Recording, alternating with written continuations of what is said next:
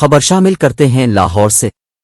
لاہور، پاکستان تحریک انصاف نے جہانگیر ترین کی جانب سے پارٹی کے قیام پر اپنا رد عمل جاری کر دیا۔ پی ٹی آئی کے ترجمان نے اپنے رد عمل میں لکھا کہ جبری طلاق کے بعد لوگوں کو جمع کر کے نئی پارٹی بنانا پاکستان کو درپیش مسائل کا حل نہیں ہے۔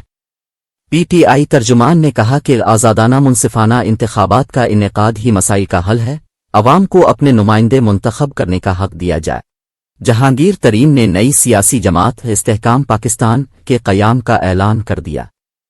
واضح رہے کہ جہانگیر ترین نے لاہور میں علیم خان اور پی ٹی آئی کے 100 سے زائد سابق اراکین قومی و صوبائی کے ہمراہ پریس کانفرنس کرتے ہوئے استحکام پاکستان پارٹی کے نام سے نئی جماعت کے قیام کا اعلان کیا۔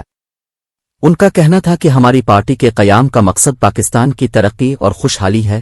ہم ایسے اقدامات کرنا چاہتے ہیں جس سے ملک کو دیر پا ترقی اور نوجوانوں کو مستقبل محفوظ ہو۔